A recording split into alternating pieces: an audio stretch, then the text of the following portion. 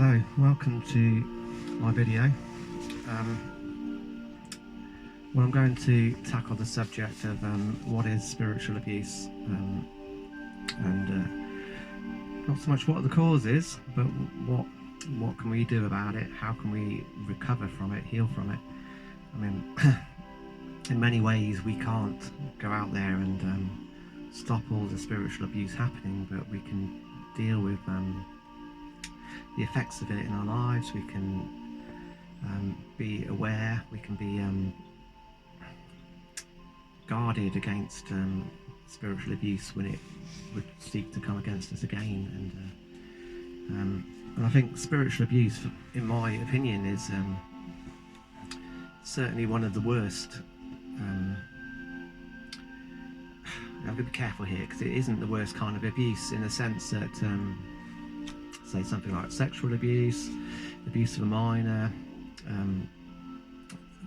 but it's still abuse. It's still, because it's the place where you feel you should be getting valued and treated with respect, helped. You're actually getting abused, and that is, it's awful. And it's I'm speaking from experience here. I'm not just picking this subject randomly. And you look to the church, you look to church leaders to value you, and they don't. So it was a few years ago, really. I mean, I spent 20 years in one church, and the church now has come to an end. And there was so much good about this church, and I will not name the name of the church, and there's probably people on here now who would be watching this, and you'll know what this church is, and you know what happened, and you know that I'm not just making things up, that there was spiritual abuse happening in this church. And well, the church did recognise, eventually things came out about what was going on, the systematic abuse, the pain that was caused, the wrong control theology. It just all came out in the end, and they are still dealing with it. But they have had to disband. Basically, they are not the church they were in name. The people formed smaller groups now, and they are forming smaller groups. That's okay. Yeah, they have a right to do that, and they obviously they need to move on.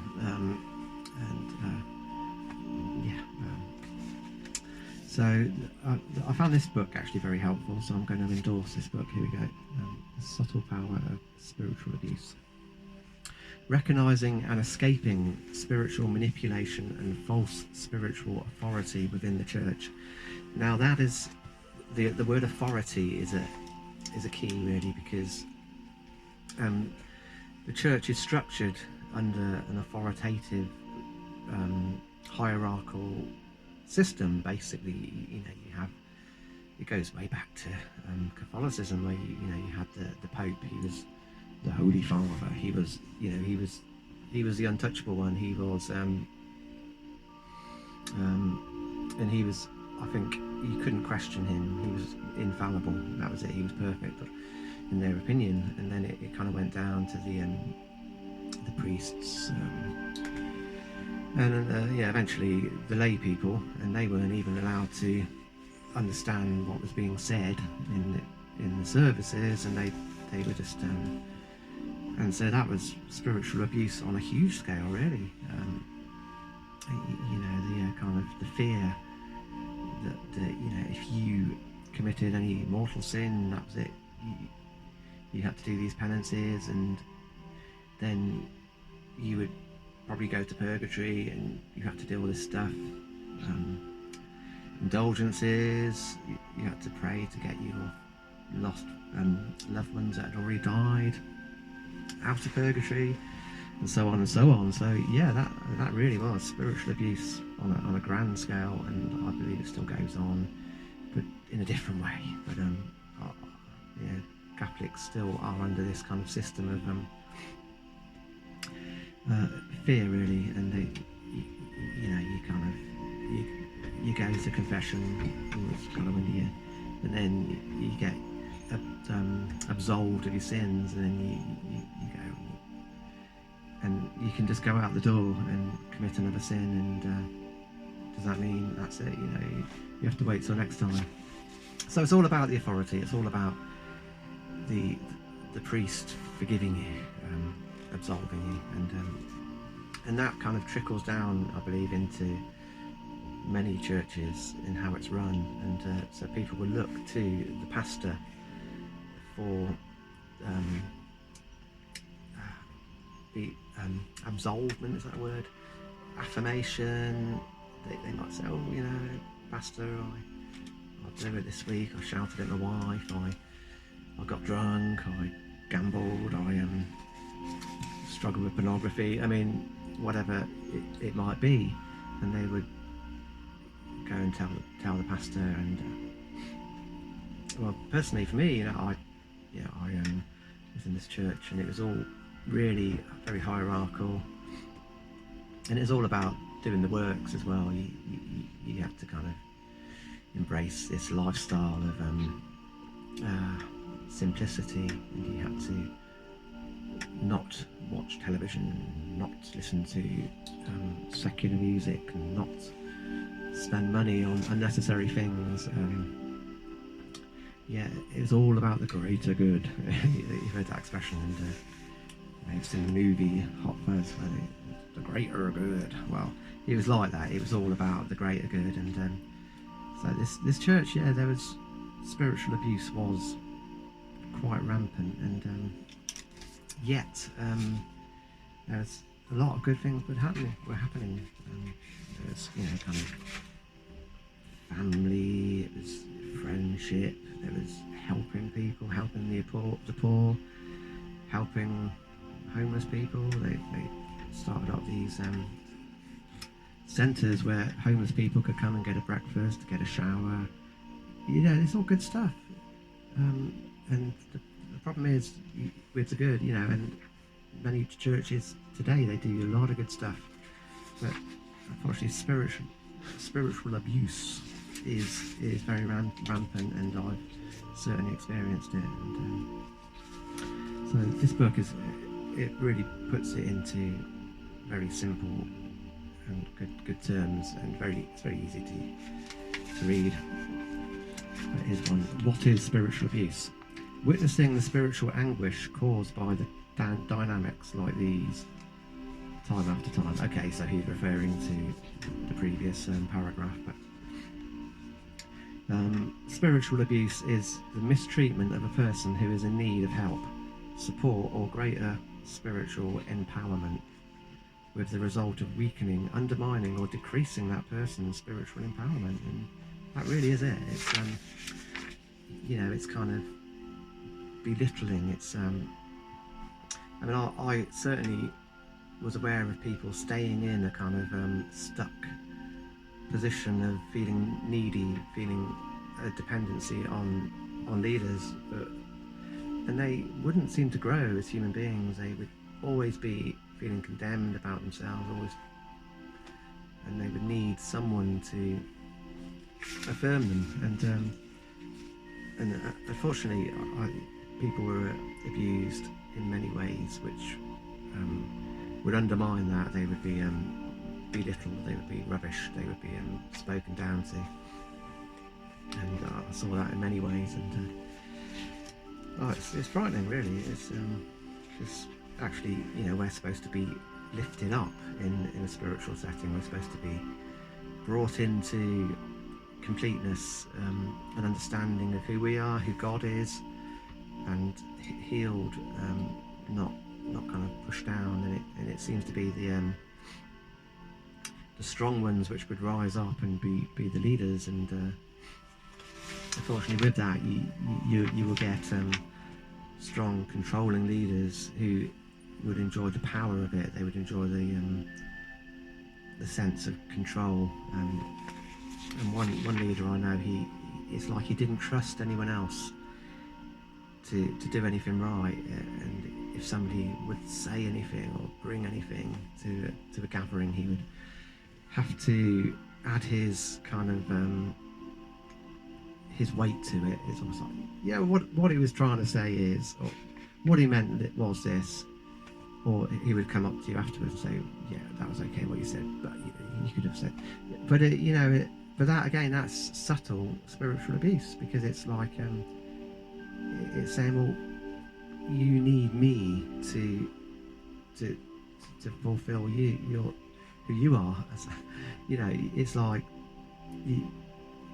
you're not qualified until I've qualified you. What you said isn't qualified until I've qualified it, and it becomes this kind of ladder, really, and that's what's so often wrong. Is there's this kind of ladder of acceptance, and I know certainly in the churches of the past, the Roman Catholic Church, they would have this merit system, and these holy saints, they would have lots of merit. That's why you'd get praying to the saints, because they have merit. So you would appeal to their merit, their favour with God, to kind of to build you up, to atone for your sins, etc., etc. And they have the relics where you go and look at the skull of Saint Peter or something, and somehow if you got near this thing, you would draw merit from it. Again, it's just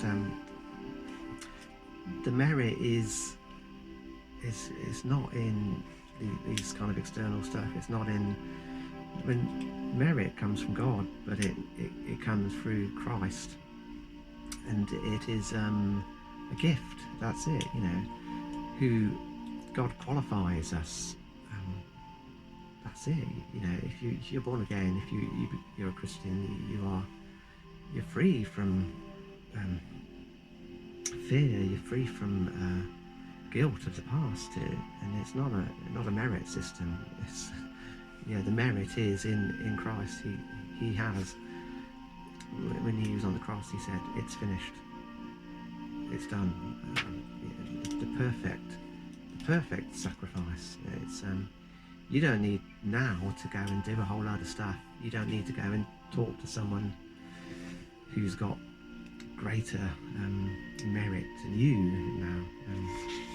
And so, spiritual abuse, it's phenomenal, really, and it's very subtle. And I think there's something within human nature that we have this kind of insecurity in who we are. So we feel like somehow if we control others, it will kind of fulfill it. God, scratch an itch, I think, would be okay. So I'm picking out some bullet point stuff here. This is not a witch hunt. That's a good point, right? Because spiritual abuse can be done by those who are unaware that they are abusers. I'll add that now.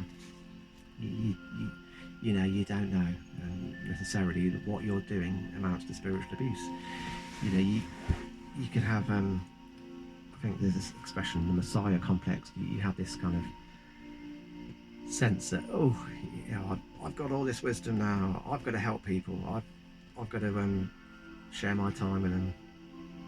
I remember there was one particular elder in my first church, and he was considered to be quite wise, and people would look to him for advice. They would like to spend time with him, and they'd like to be seen with him, and he was quite engaging in many ways. And and I remember one time he came to the house where I was living, and I had this kind of this issue going on, and I really need to get some help on this. This man's coming. I'll ask him. So I said to him, could I ask you a couple of questions? And so I sat there, and I got that from what he was kind of nodding, that perhaps he was okay with that. So I kind of sat there for about, 20 minutes, and he was reading the newspaper, reading his newspaper. Any minute now he's going to give me his undivided attention. So he put his newspaper down really carefully and said, "So, you want to talk, do you?" And then he just got up and left the room. What? And I'm sorry, but that is, that amounts to spiritual abuse, because he's in a position of leadership and he has to recognise that there are going to be people who are going to look to him at whatever time of day. Okay, if he was tired, he could say, "Sorry, can we do this another time?" Or actually, I don't really want to get involved. But the kind of belittling aspect of that, it made me feel very small, stupid. But yeah, and I noticed, there were certainly times where he would make these kind of comments, these kind of rubbishing comments, these belittling kind of comments, and yeah, it's kind of abuse of your position, really, and this kind of lording it over others, enjoying the fact that people respect and honour you, but using it to your own ends. And yeah, in the end, he was had up for it. So it's not just, I wasn't just being oversensitive, but he was had up for bullying, I think they call it. Bullying, spiritual abuse is very. You can probably hear my canary in the background there. Chuck, he sings well. So yeah, so spiritual abuse, and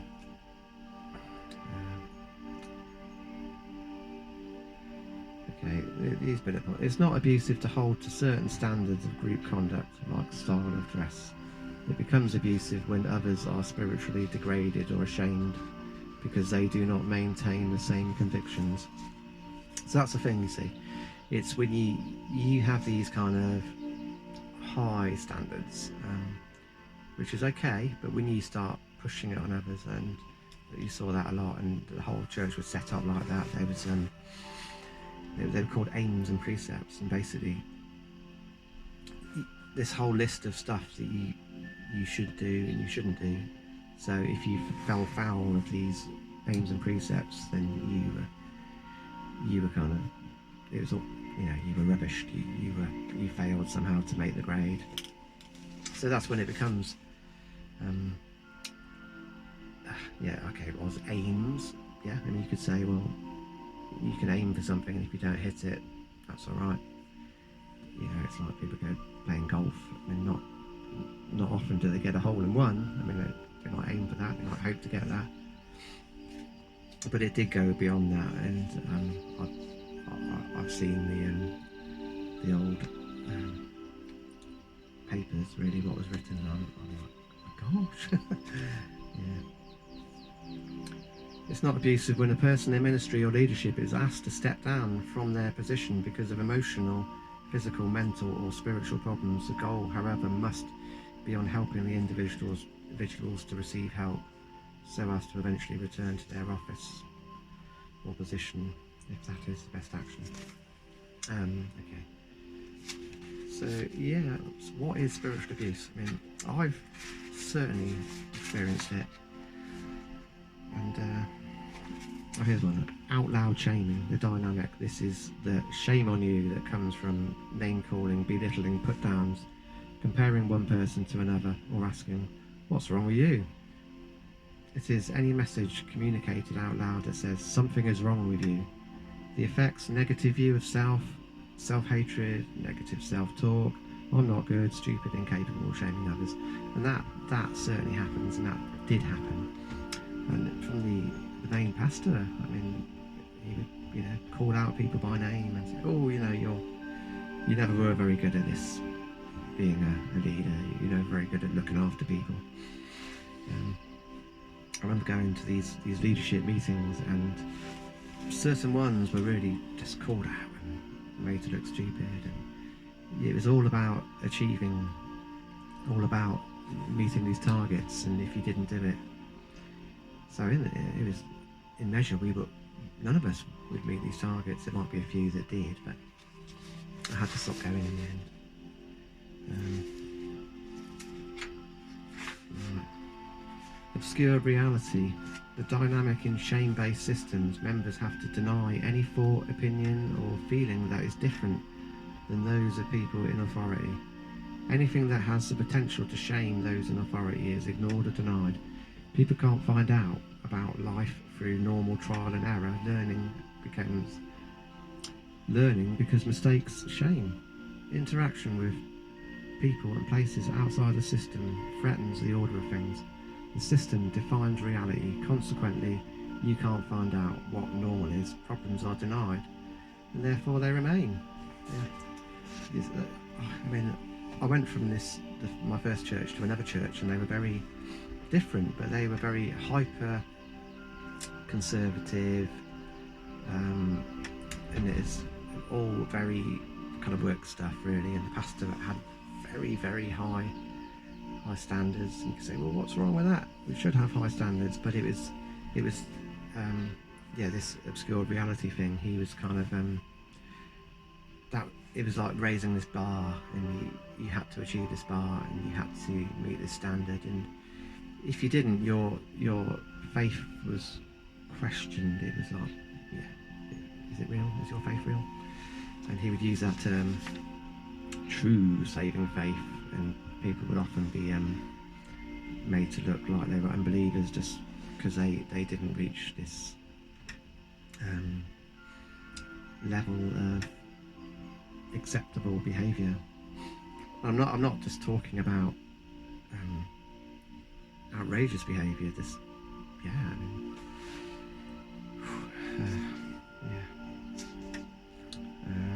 Okay. So this pastor, I think he was quite narcissistic. It was like he liked people to kind of look to him, and he would sort of do most of the praying. Most of the sermons would be about an hour long. He would do the music. He would do, it all seemed to happen around him. He's formed this church from another church. They broke away, and I visited the previous church and found out that there was another side, that he was very controlling there, very kind of trying to bring his kind of subtle get hold of things that weren't his. He wanted to get into the finances and control that. It was about the Bibles he used. It was about and I've met several people since who've had run-ins with him, and my conclusion is he operates in spiritual abuse. He's a narcissist, and I think he's quite a scary guy, but I think he's also in that category that he perhaps doesn't realise it, and I think he probably means well. And I think he's got a bit of a sort of messiah complex, and he thinks that he's going to sort everyone out. He's the one to do it. When I was in this church, I ended up being on the worship team, and eventually he said, "Okay, come up higher. You can now lead the worship," and it frees me up to preach. It frees me up to spend more time. And from what the feedback I received, it was, "You're doing okay. Yeah, you're doing a good job," and that was fine for a while. And then suddenly it seemed like he started to draw back, and I think he was looking at my life and trying to micromanage it, and he was saying, "This isn't right. That's not right. Your son is out of control." Actually, my son is on the spectrum. He's ADHD, but this pastor would deny that ADHD existed. So in his opinion, your son is in rebellion, therefore you're probably in rebellion. And he would use that story of Eli and his rebellious sons, and he said, be careful. So I'm going to leave it there now. But spiritual abuse, it's out there. Right, bye for now.